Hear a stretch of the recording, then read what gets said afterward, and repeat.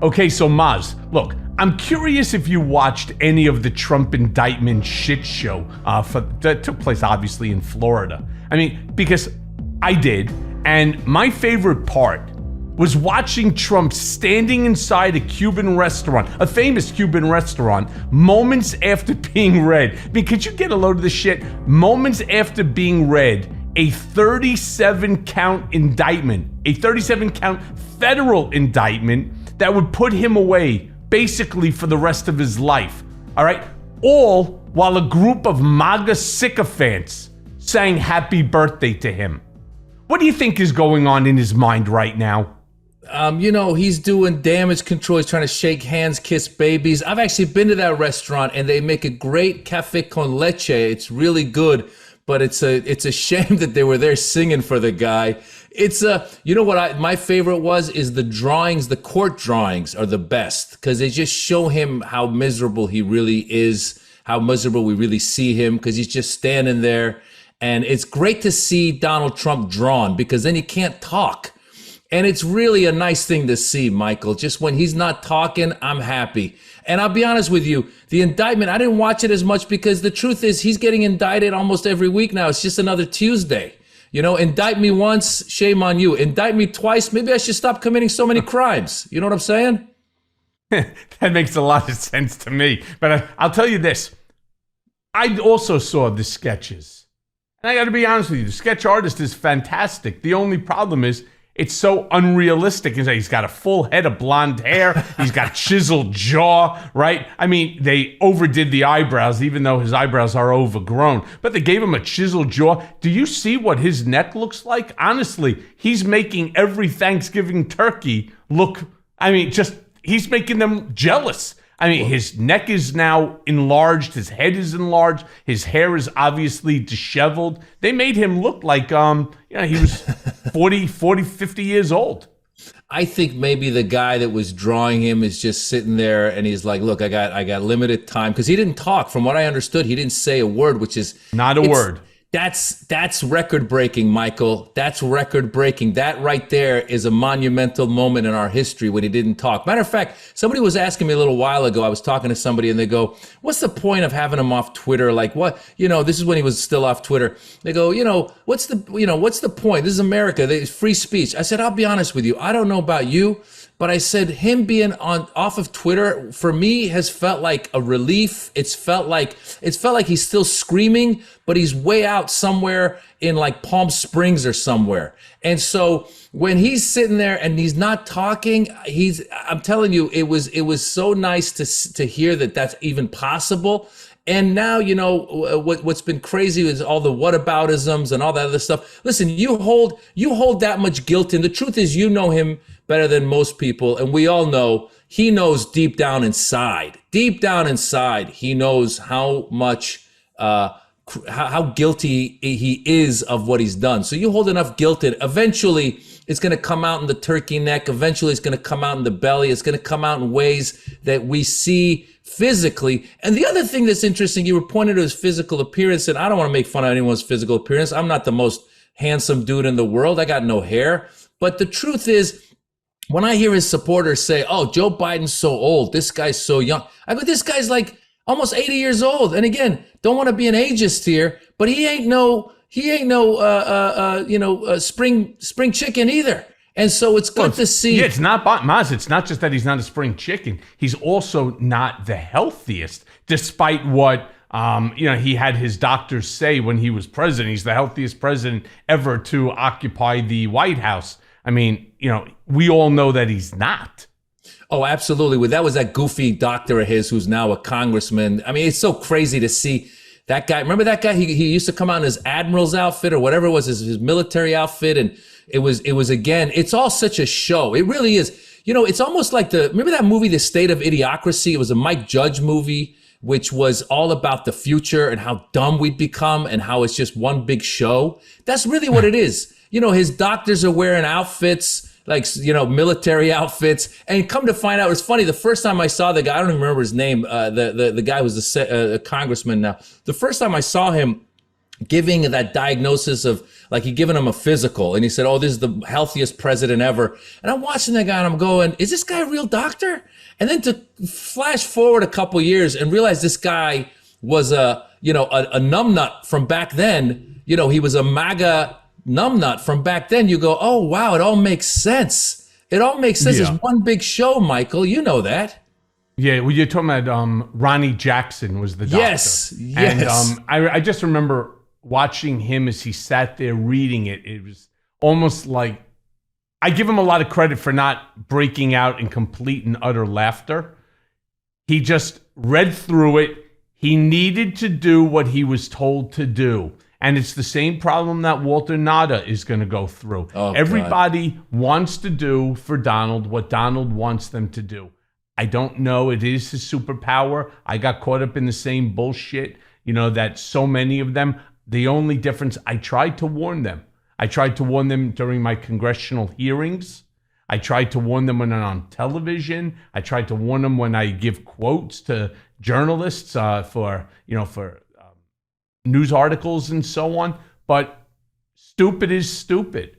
And for whatever the reason might be, he has this ability to get people to do things that they know that they should not do. Now, I believe that Nada is in very big trouble. I do. I'm happy to see Evan Corcoran provided his notes. I'm happy, to see that so far the court is determining that those notes are not attorney-client privilege communications because they fall whether under one of several different rules that would permit them to be used, including the crime fraud exception rule. Donald needs to be held accountable. I don't care what anybody says. He needs to be held accountable. And I love your example. Indict me once, shame on you. Indict me twice, shame on me. How about indict me 3 times, 4 times, possibly 5? 5.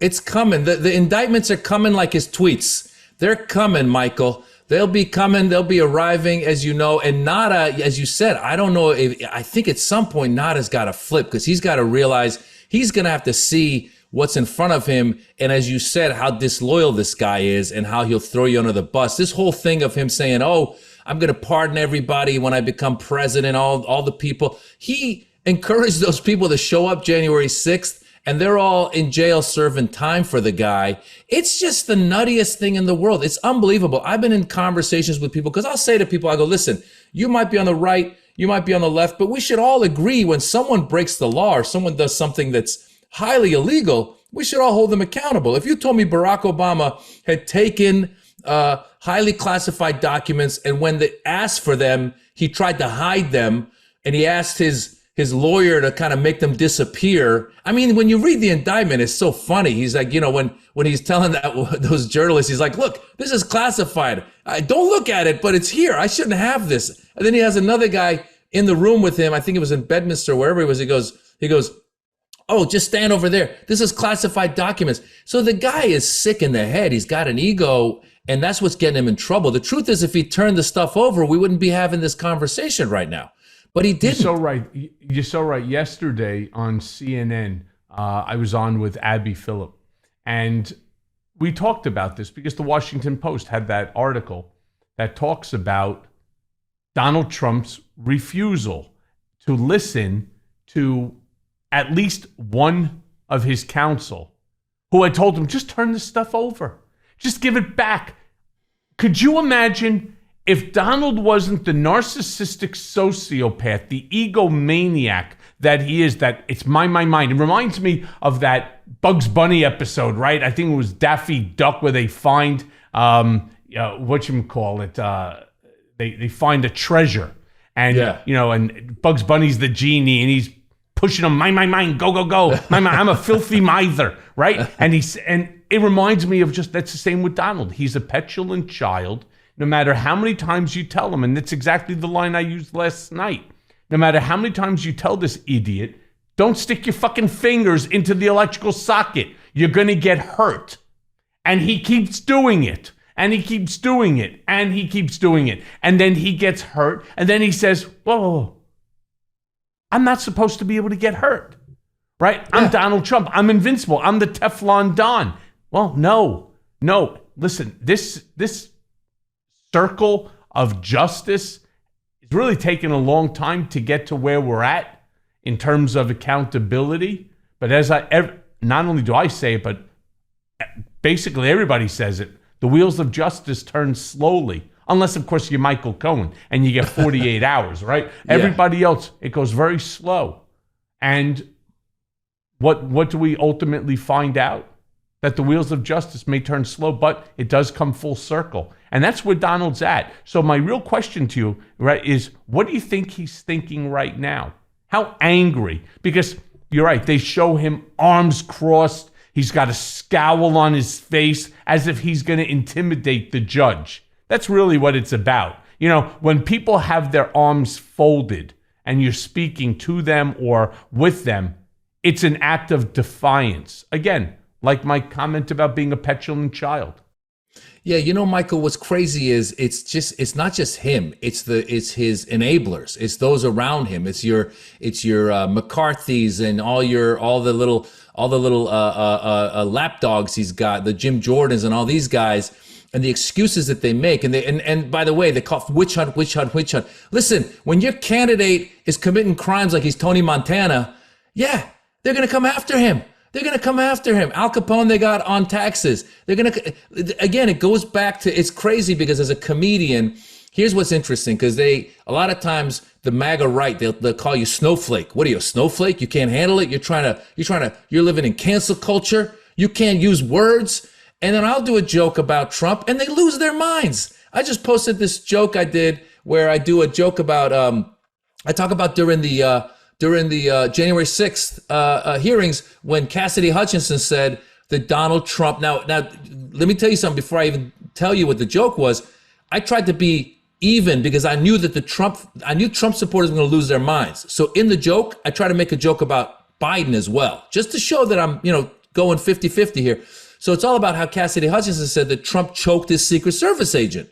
And one of the observations I made, I said, what's crazy is when Cassidy Hutchinson said that, people on the right were like, no way. And people on the left were like, yeah, way. But I go, as a country, we all heard that Trump might have choked his Secret Service agent. And we were all like, yeah, it's possible. Sure. I mean, that's how crazy the guy is. Because back in the day, if you heard any president, if you heard Dwight Eisenhower choked his Secret Service agent, you'd be like, no, he's a statesman. He would never do that. But with Trump, we're like, yeah, he could have. And then I go, if you heard Biden choke this Secret Service agent, you'd be like, how old was the Secret Service agent? So the joke right there is doing a joke on Biden, doing a joke on Trump. You should see the comments. People are like, how dare you? You should stop making fun of Trump. You were going to get you like we did Budweiser and Target. I'm like, you can't even take a joke and you're calling me a snowflake? So it's his enablers and the fact that somehow he's got this spell on them that they cannot admit that this guy has committed wrong without trying to deflect and say, well, what about Hillary? What about Biden? Right. What about Pence? None of those people kept the shit when they were told to turn it over. That's a big difference. Yeah, these false equivalencies have really begun to piss me the fuck off, right? Let's even say, let me just go on the limb and say, okay, Bill Clinton took shit he shouldn't have taken, okay? Let's say Hillary Clinton, who was not president, took shit that she should not have had. Okay?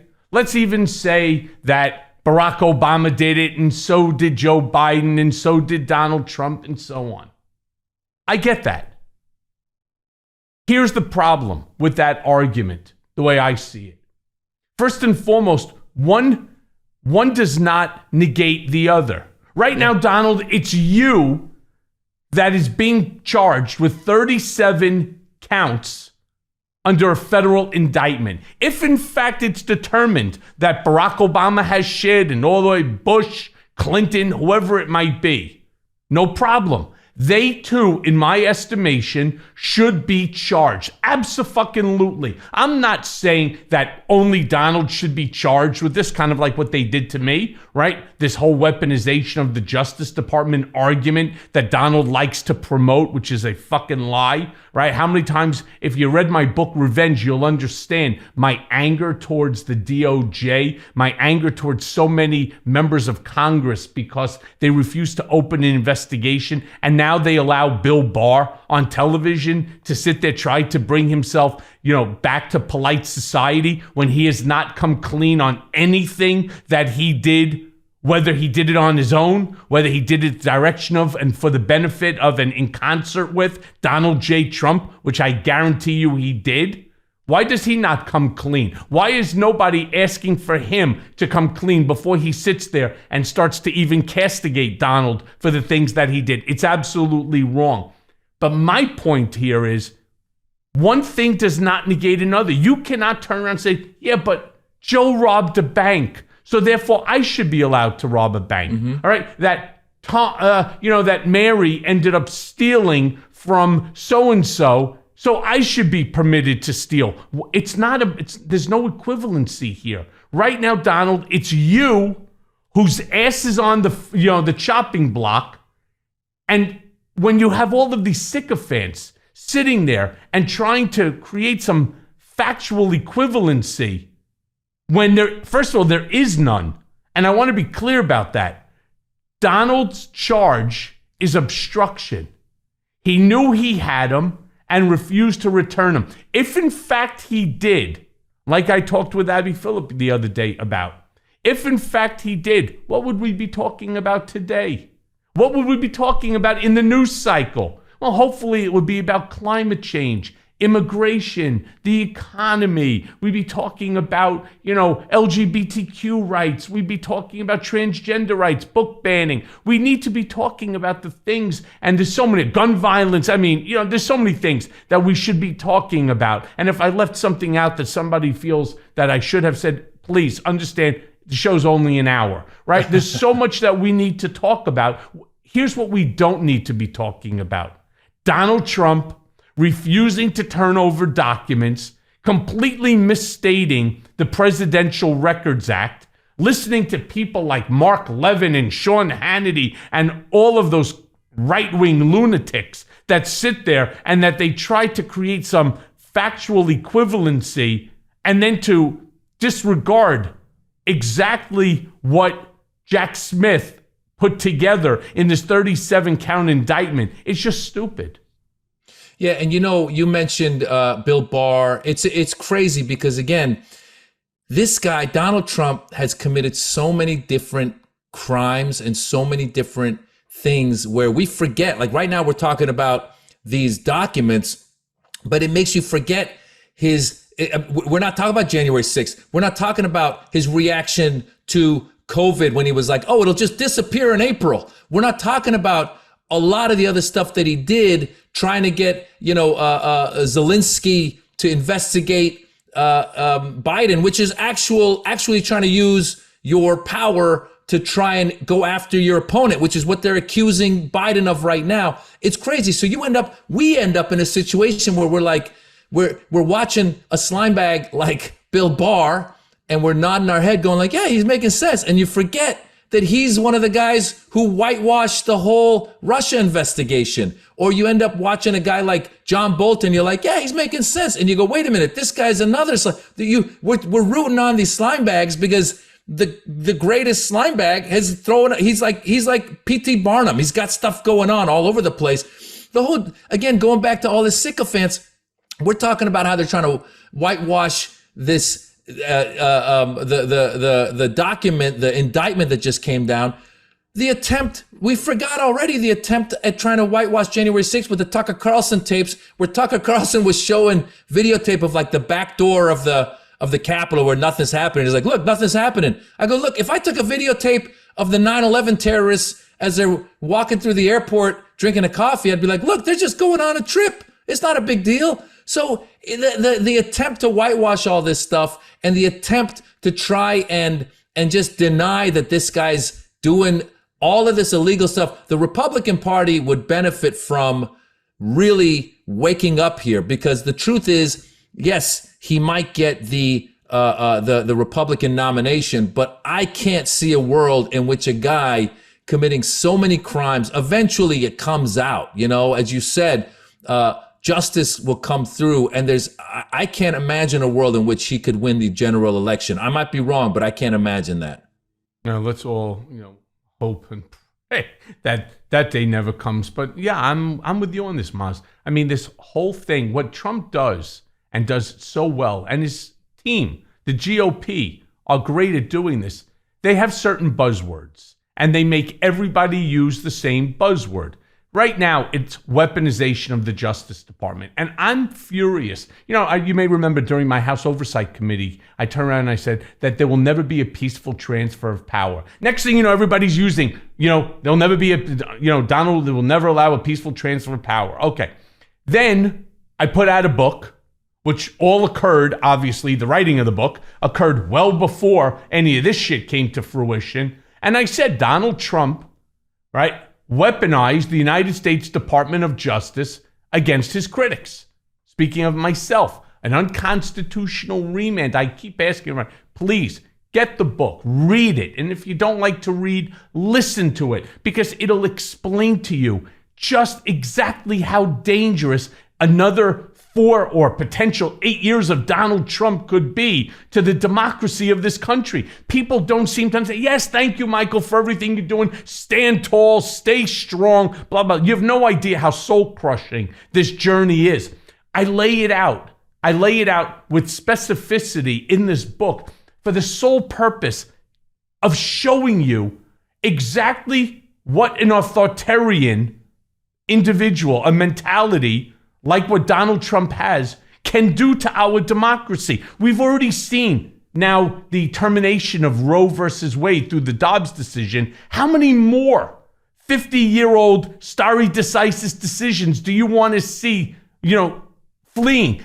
How many people want to see their daughters or granddaughters, right, or great-granddaughters have less rights than their mothers, grandmothers, great-grandmothers? Because that's what we're heading to, and it's really truly dangerous. But all of this shit that they're doing by using Biden administration weaponizing the Justice Department, this is all a smokescreen to move the conversation off of Trump and his crimes, and to create a scenario where it's all about Joe Biden wanting to jail his political opponent in the run-up to the 2024 election.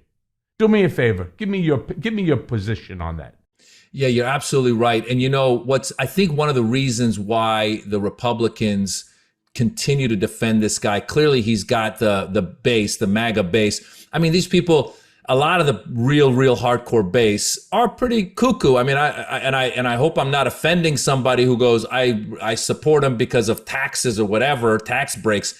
But the truth is, if you watch the rallies, they all show up in costumes. I've never put on a costume to go to any rally, Michael.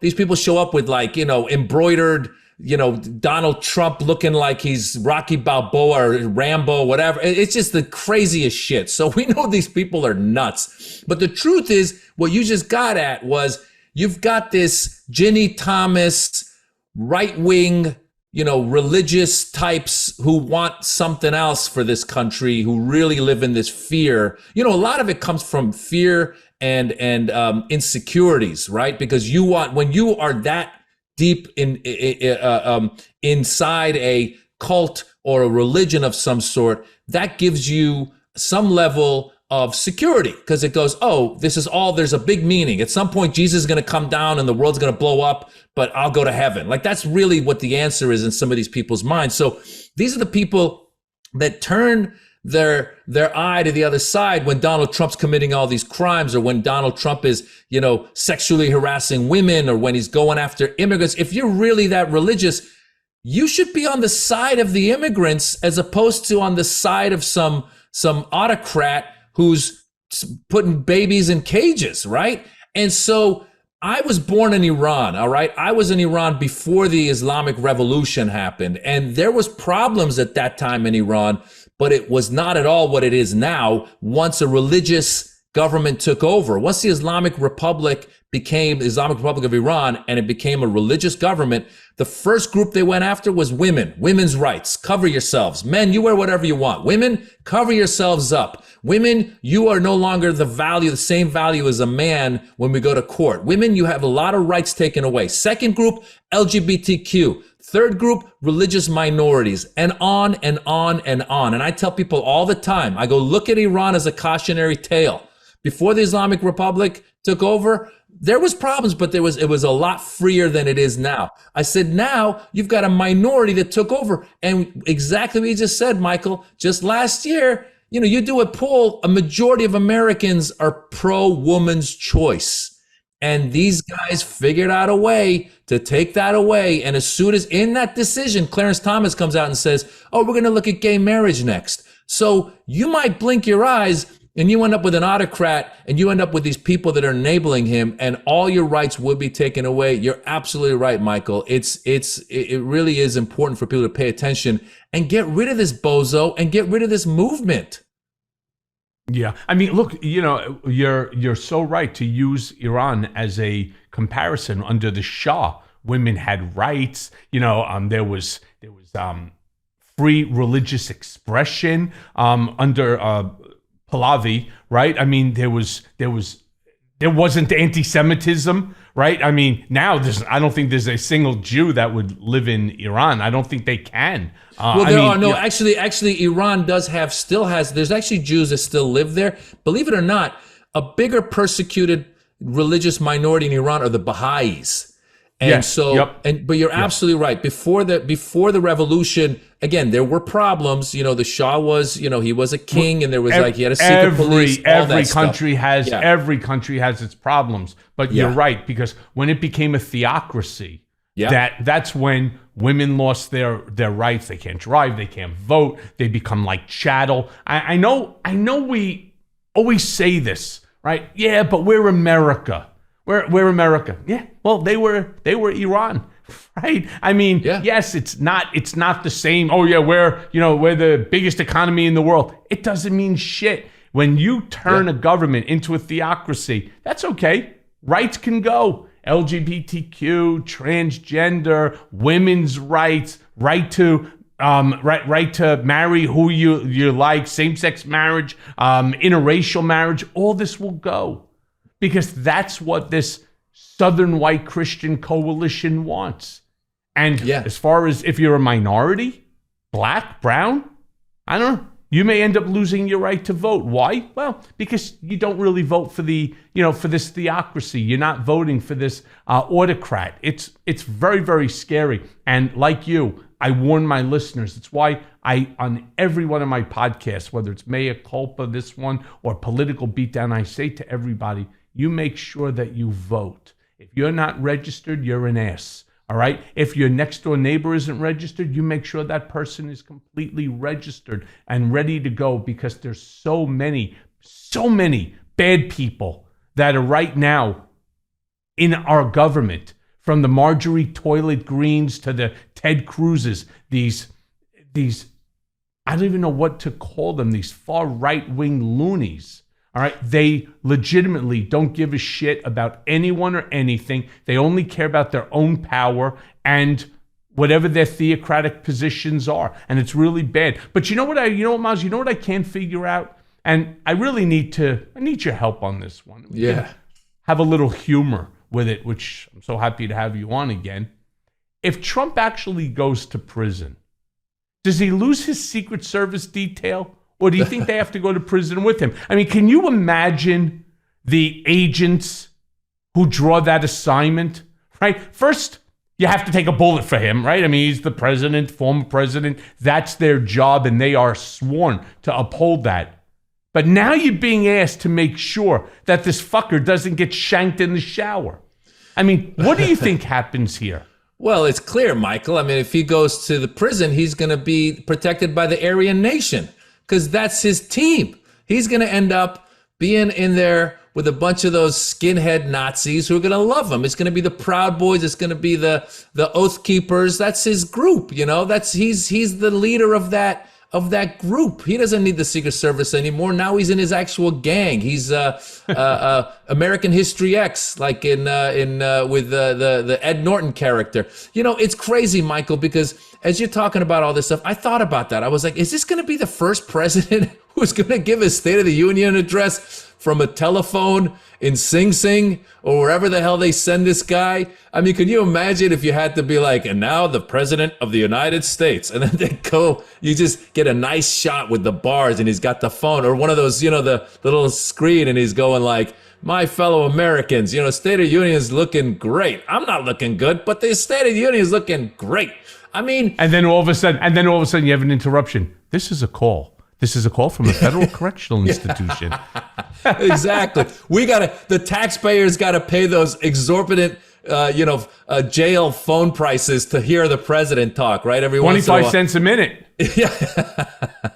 I'll tell you, man. Yeah, that's a good point. Yeah, it's crazy. It's going to cost us more. That's going to take the budget up. You know, it's just really nutty, man. And what you were talking about, it's crazy because they've really turned this. You go after minority, you make it a culture war, right? It's like the reason why the Nazi Germany worked for Hitler was because he was able to turn his country against the minority, the Jews. And in this case, we see them, they keep throwing shit against the wall. It was first like, oh, critical race theory. Let's go after black people. You don't want people to learn about the black history, right? They were saying, oh, if white kids are taught that, the white kids are going to feel bad if they're taught that they did slavery. And I'm like, the kids didn't do slavery. The white kid's going to learn that his great grandfather was an asshole. That's all. The white kids and the black kids are getting along. It's the great grandparents that were assholes. And now they're going after this whole, they're teaching our kids LGBTQ in the school. Because again, if you look at the number of transgender people in America, it's like around 1 million, right?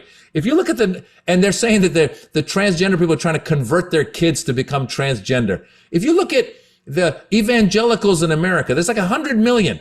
And their stated goal is to convert people. So if anyone's trying to convert anybody, it's evangelicals, not transgender. And by the way, if you're afraid that your kid's going to learn, quote unquote, in quotation marks, learn to become gay because they're teaching about tolerance in schools and the LGBTQ community, I keep saying, if you want your kids not to quote unquote become gay, you should want the schools to teach them, because if there's one thing we know about American kids, they hate learning. Like we're ranked 90th out of 80 countries in math. So if you want your kids not to learn to be gay, you should try to teach them to be gay. They're going to come home and be like, I was going to be gay, but now I got to learn about it. Forget it. So the whole point is they're going after all of these cultural, the culture wars, because they know that they can, again, it's the shiny object when they have no solutions. Michael, you brought up the list of things that we should be talking about right now in this country, and they just keep yelling about immigration and the economy and inflation and all that. And you go, well, what's your solution? They go, you're teaching my kids to be gay. It's the stupidest shit in the world, man. Yeah. But, you bring up that point, and, as the son of a Holocaust survivor, I hate even mentioning the name Hitler, let alone comparing anyone to that rancid sack of shit. But I have to be honest with you, there's been countless articles comparing Donald Trump's rhetoric to the same rhetoric of Adolf Hitler. From the moment that Trump announced his candidacy in 2015, what did he do? He stoked fear and resentment and hatred, basically creating scapegoats in order to gain supporters, because he needed to find someone in order to blame for all of our existing problems. Whatever your hatred, whatever your racist, sexist, misogynistic, xenophobic, homophobic, Islamophobic, anti-Semitic views are, he needed to find those people. Remember, the very first things out of his mouth when he was talking about Mexicans, and shame on even, for example, the Cubans that is supporting him, or anybody who's Spanish speaking for that matter. Mexicans are what? They're criminals, they're drug dealers, they're rapists. Then what else did he then do? He then promised to ban Muslims from coming into our country. going to try to ban a religion from coming to our country. I mean, it's crazy. He then basically engaged in, race baiting, siding with white supremacist. Jews will not replace us. But don't worry, there's good people on both sides. No, Donald, there isn't. I mean, what was Adolf Hitler? Adolf Hitler was a fucking white supremacist who scapegoated not just Jews. Plenty of Christians died too. Plenty of gay people died also. People who were mentally incapacitated, right? They killed all of these people. They were unwanteds. And so, he needed to scapegoat everybody else in order to justify why, Germany and why Eastern Europe was going through the economic problems that they were going through. I mean, he is, as is Donald, an authoritarian. And the one thing that Trump also learned from Hitler's behavior is the first thing you do is you attack the news. There is no legitimate news unless it's my news, right? Accurate reporting of Trump has always been referred to as what? Fake news. The same lines. There are so many similar fake lines that Hitler used that Donald copied. And it's amazing. I was watching this thing on National Geographic called The Hitler Tapes. And it literally, if you watch it, you start to hear witch hunt. That's another Adolf Hitler word. I mean, it's very, very scary. Now, look, let me ask you this then, because there's been a lot of speculation that Jack Smith made a mistake in having this trial take place in Florida. I'm not of agreement with that, by the way. But first off, he was able through sheer luck, and I'm talking about Donald, to draw his favorite judge in the case, Judge Eileen Cannon. But mainly because it's Florida.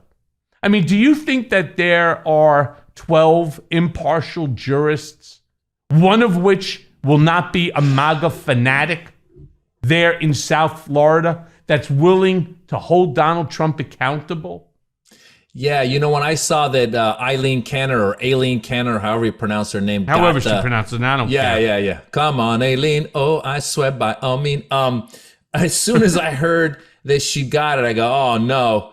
I was like, the fix is in. And then I go, look, if the pillow guy ends up on the jury, then we really have the fix is in. Can you imagine if you look over and there's the pillow guy holding a pillow in the jury?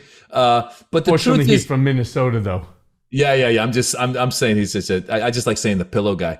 But the truth is, listen, there's a couple of things here at hand. One is Michael, I don't know if you've had conversations with people that then surprised you. I was recently in Colorado with some people, in their 30s, and I was talking about Lauren Boebert, and this is in Colorado, in Denver. And the person goes, who? I go, Lauren Boebert, that congresswoman here that keeps spewing, just dumb shit. And they're like, I don't know who that is. And it made me realize some people aren't paying attention to the stuff that you and I are. Those are the people that we're trying to shake and be like, wake up and register to vote, because shit's going to hell. And so it's possible, especially in Florida, it's possible that there's some people who don't pay attention. Now, that said, of course, it's impossible to not know who Donald Trump is. You'd have to really have come out of, a coma after 8 years, which, by the way, would be quite a shock when you're like, wait a minute, that guy, the guy from Home Alone with the cameo, that guy became the thing, the president?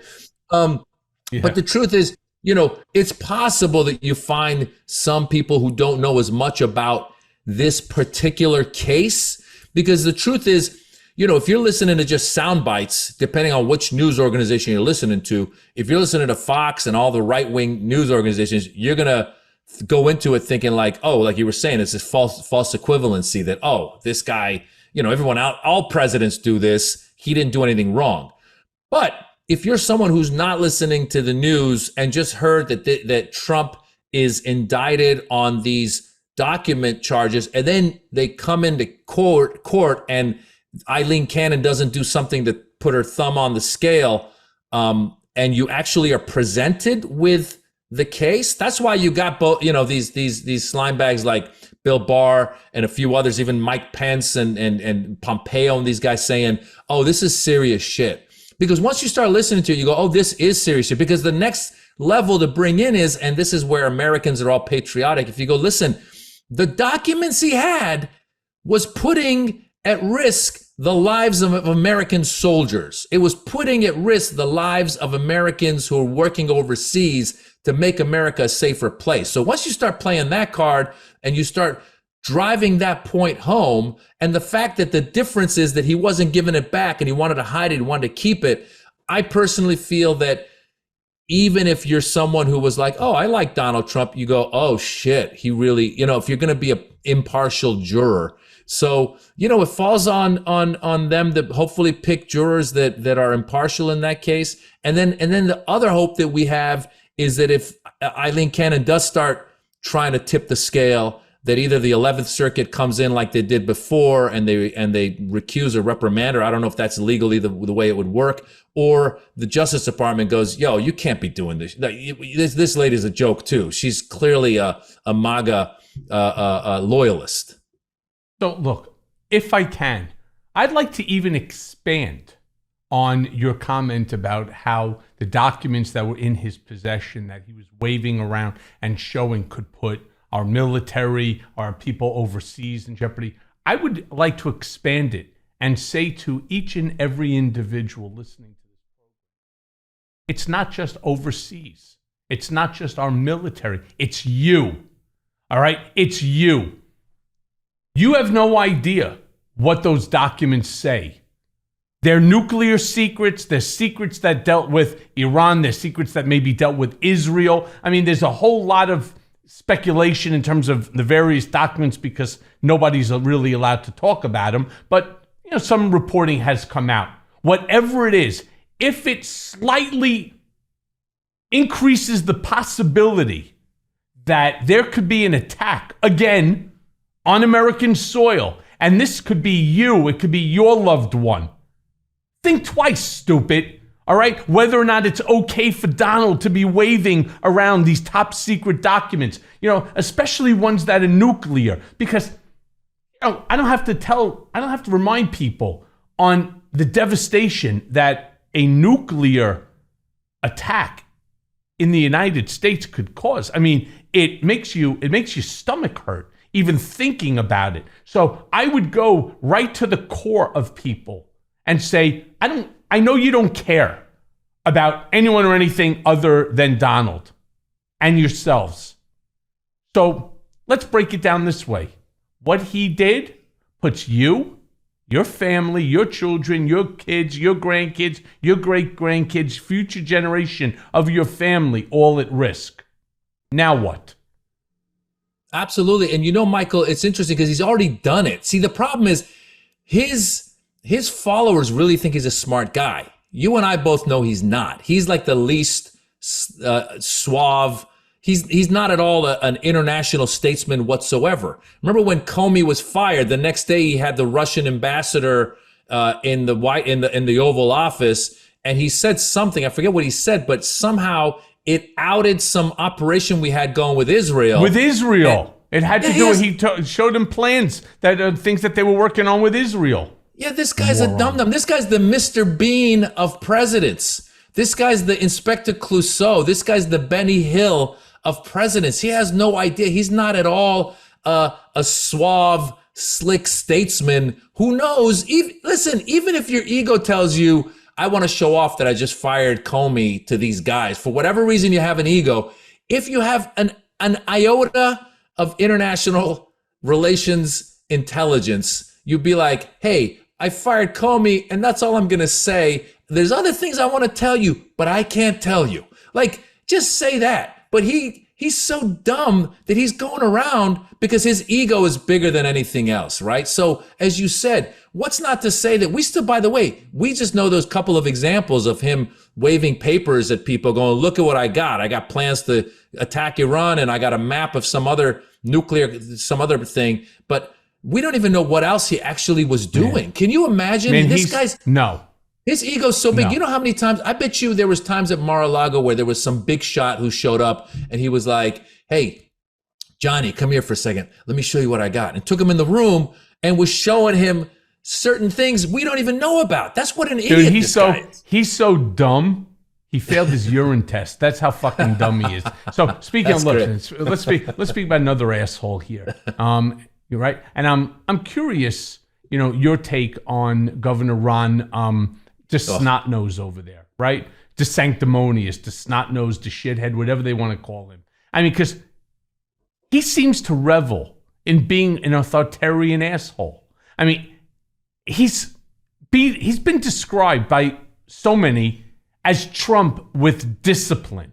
Personally, I got to be honest with you, this guy fucking frightens me. All right, because I think he believes most of the shit that comes out of his mouth.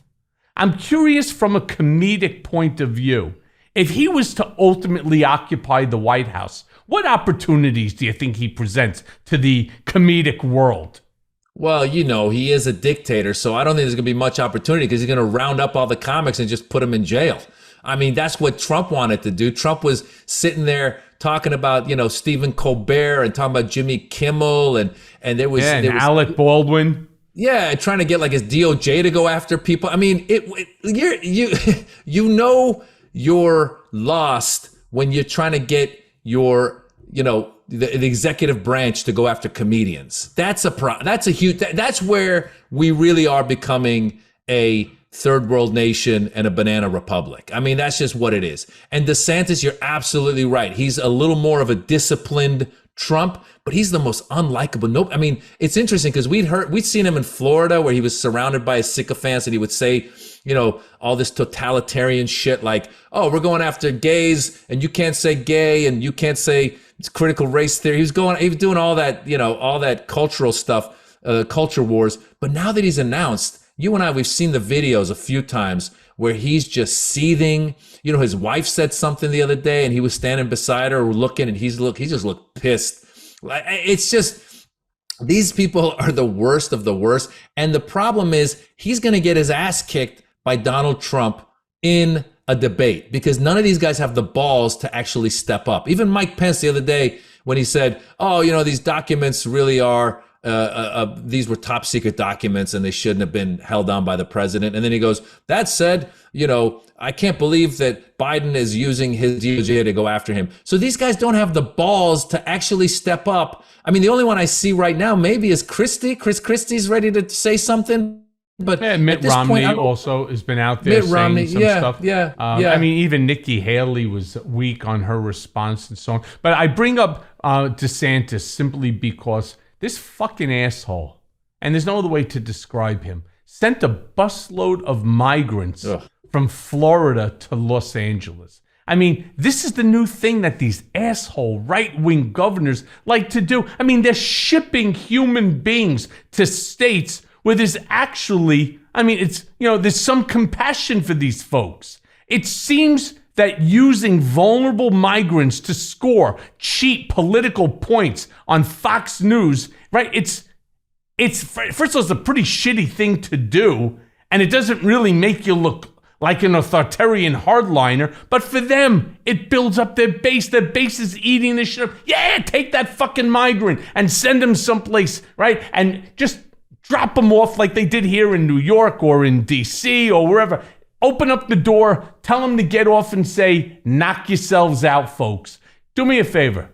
What's your point? What's your point of view on this?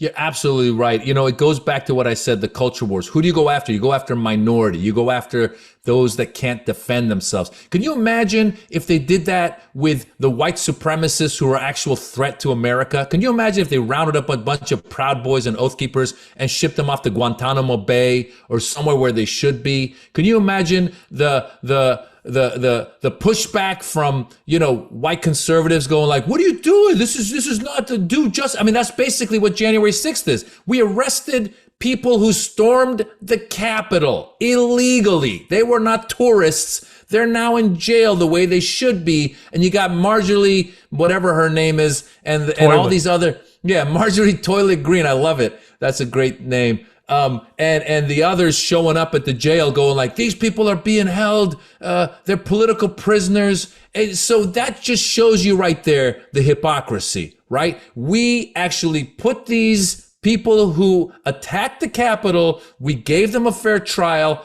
they've been convicted, they're in jail, but in the eyes of the far right, those people are being persecuted. Meanwhile, these immigrants who've come to our country, and by the way, when you come as a political, if you're seeking political asylum, that's legal immigration in America. If you come to the border and say, I'm being persecuted in my country, this country has a system that's supposed to accept you. So when they then get shipped to somewhere else, these same people who are complaining about their white brothers and sisters in jail, they cheer this dehumanization of sending these, like you said, human beings to another state as a political ploy.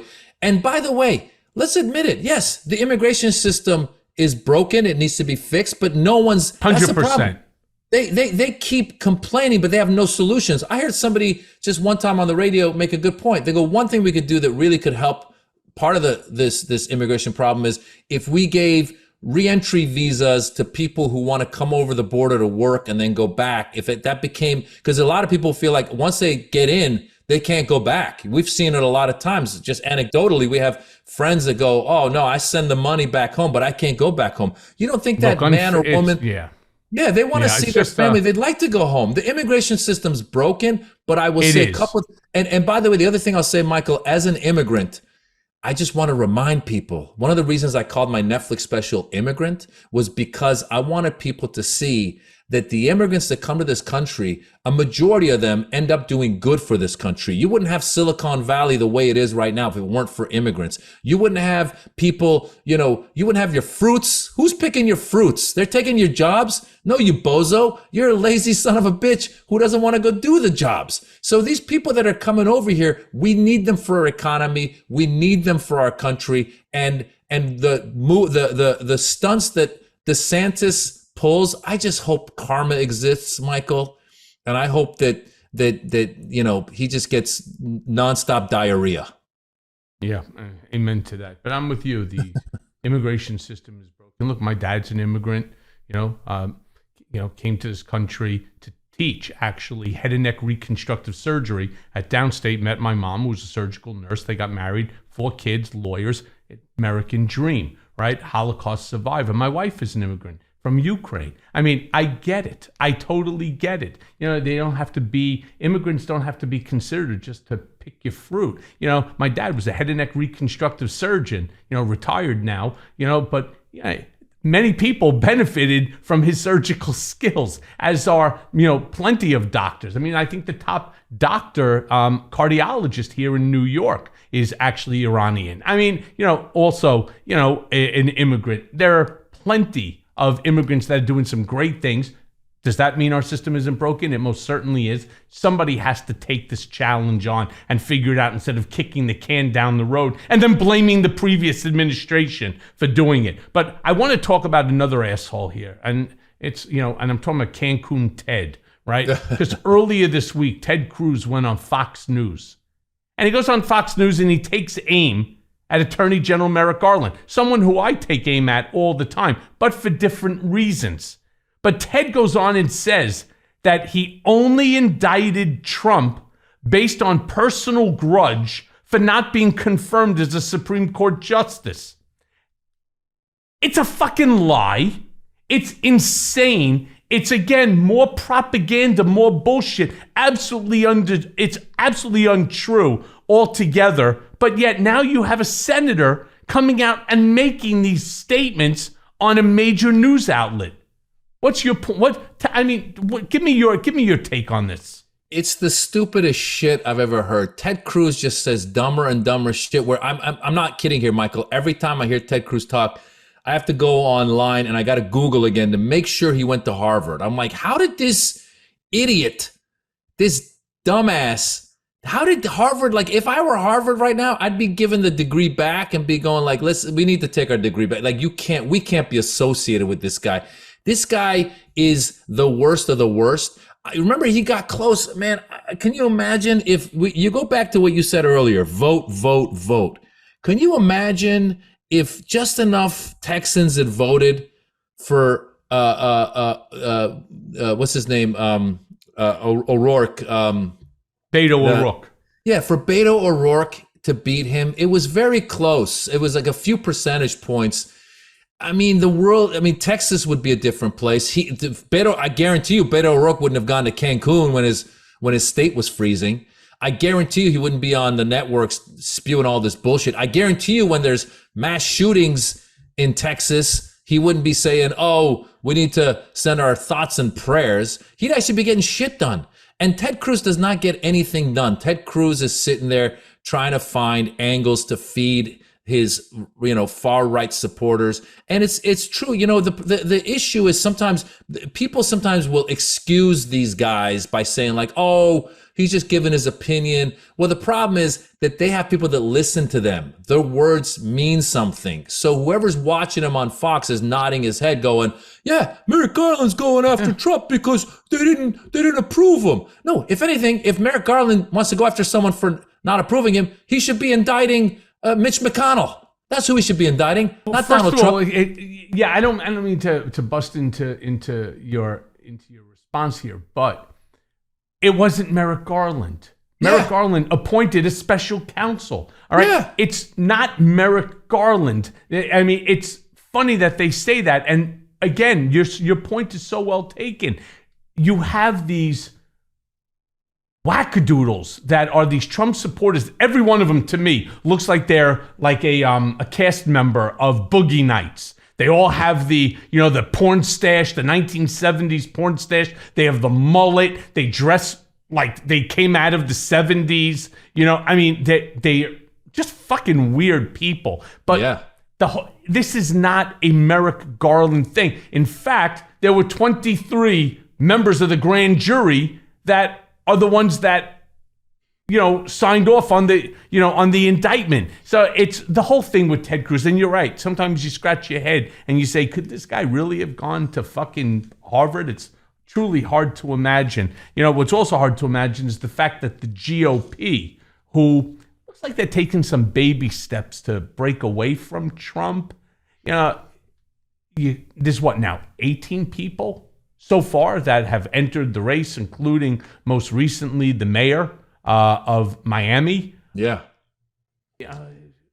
Fantastic. It's just, do you think at some point in time, Maz, that they will make a complete break from Trump? Or do you think that the marriage to Trump is just too sick, too codependent, too based upon funding and raising money and shit like that? Well, listen, first of all, let's not forget, most of these guys badmouthed Trump before he created this base of his. So even guys like Ted Cruz and Rubio was like, oh, we can't, if Trump is our guy, it's going to be ruin our party. These guys all badmouthed them until they saw that all the cuckoos were showing up and voting. And they were like, oh, we love this guy. So they got in bed with him. And I'll be honest with you, Michael, I had a moment of hope after January 6th. If you're not going to turn on this guy after January 6th, if you don't have enough of a spine to go, this guy, we had an attempted coup in America. If one or two things had gone just a little differently, they would have hung Mike Pence. They would have, scalped Nancy Pelosi. They were out there to do this. And these people weren't, critical thinkers who were there saying like, we just want to talk to Mike Pence and Nancy Pelosi. No, these people were the crazy dudes who we see, the survivalists who got the truck and they got all the cans in their cars and they've been waiting for this moment. And they all showed up that day. And for the Republicans not to turn around and go, yo, that's just a bridge too far, dude. And to just, in many other countries, this guy would already be in jail with all of his co-conspirators. And yet he's not only is he not in jail, but now he's the front runner of this party. So that just goes to show you where the party's gone and where there's no cojones anywhere to call him out on what he's done to America and to distance themselves. Lindsey Graham, Jelly Lindsey, sitting there. Remember he was in Congress going in the Senate going, well, you did this and I was with you. You did this, but once you did January 6th, that's too far. And then the next week he's like, I love this guy. Bunch of spineless mofos. And I think the only way the guy goes down is A, these indictments, and B, public opinion really realizing, and we already have enough people to realize, one of the things he says, Michael, he always goes, I got more votes than any sitting president ever did. I go, yeah, asshole, you also inspired enough more votes against you. I think people woke up when they realized what danger this country was in. And so I think that's going to be his downfall, is the realization by more and more people. The theme that I feel, the motif of this episode is register to vote, get your neighbors to register to vote. And even when we vote, they're going to try and take that away from us. So be vigilant. So look, the hour goes by very quick, Maz. Last question for you, because I hear this all the time from people on both sides, Republicans, Democrats, obviously independents as well. How did we as America end up in a situation where the leaders of the two dominant political parties in the country are both almost 80 years of age, right? I mean, between the two of them, when it comes time for election, will be combined over 160 years of age.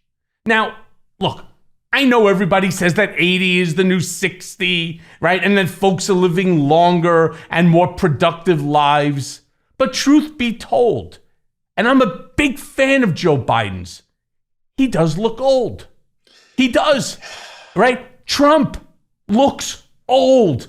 Doesn't look like the Donald I used to sit across the table, all right? He looks old. I mean, is there seriously no one else capable of surviving our tainted political process that we're left with, two guys, both 80 years of age? I mean, look, I want to be clear about this, and I say this to everybody. Biden is a decent man. He's a truly great leader. I love many of the things that I am not 100% in the camp of every single thing that Joe Biden does, nor am I supposed to be. What I do is I look at the totality of what he's done. Does it comport with my moral compass?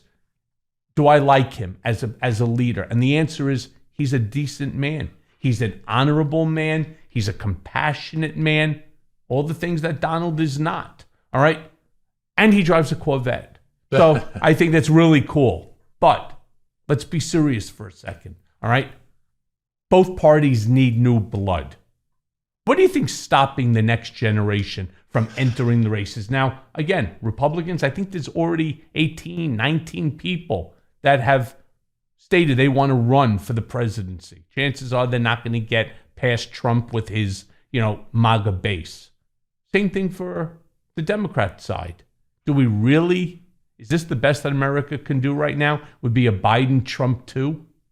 Michael, it blows my mind all the time. And again, I'm all for, older people continue to be active. I want my mom, I want my if you have grandparents, make them active, have them be, keep working if they got a job that they like, volunteer, exercise, all of the above. But if your job is to be president, I agree with you. There should be an age limit. Man. It ain't no joke, man. You got to be up all the time. You got to be doing, you got to be sharp. And you're right. As you get older, and in Congress too, we see your Dianne Feinsteins to your Chuck Grassley's. I don't care what side you're on. We need age limits because a big part of it is, listen, as you said, it's a big country. There's 300 and some odd million people. And the two that we come up with are this old. I mean, it's just you're out of touch with what's going on with modernity. Now the key is it's who they surround themselves with. And as you said, I'm like you. I'm willing to be critical of stuff that Biden does, but I'm also going to give him props on stuff he does. Let's face it. Yeah, he's the first guy who got the infrastructure bill passed. He's the guy who got this the gay marriage equality thing done. He's the guy actually who told Obama back then, to support the gay marriage stuff. So he's environmentally, he's trying to do stuff to move us forward. Now, is that going to happen overnight? No, it's going to take time. So the people that he's got on his team, I believe, are a good group. And as you said, as a voter, you and I and others got to sit there and go, I stand for X, Y, and Z. Therefore, I'm going to vote for this person. But yeah, I mean, we've talked about, people talk all the time. They're like, how about DeSantis versus Newsom? How about Jon Stewart throwing his hat into the race? How about all these other people that could possibly be younger and a little more agile, as you said? And the irony of it all, Michael, is when you talk to a Trump supporter and they go, yeah, well, Biden's old. I go, yeah, you idiot. So is Trump. Trump, right. He's just a couple years younger, and well, he looks perfectly healthy. Really, he looks, because he says camera, man, woman, television. It's the dumbest shit in the world. It really is. This guy has this spell over these people. I would respect a Trump supporter more if they said, listen, he's old, but he's my old guy. I prefer my old guy over your old guy. I'd be like, at least you're admitting. Or if the person says, listen, the guy's a criminal. Yeah, he's the white collar Charlie Manson, Charles Manson. But he's my guy. I would respect a person more if they came at me with the truth, as opposed to drinking the Kool-Aid that somehow Donald Trump is young and virile and smart and knows what he's doing and his intelligence got him to where he is. It's the dumbest shit you've ever heard. And yeah, I do hope we find some young blood in the near future to get into these races, because, that's one of the things with Obama. Obama at least was age-wise, you could relate to him a little bit more. And I think he could relate to, the American population a little more. Yeah, I agree with you. Maz, thank you, my brother, for joining me as always. Your insight, your perspective, truly appreciate it, especially the comedic side, even though there's sadly nothing funny going on right now. So you stay safe, my friend, and hope to have you back real soon. Thank you for having me. It's great seeing you, man. Be well. I love the show. Thank you, pal.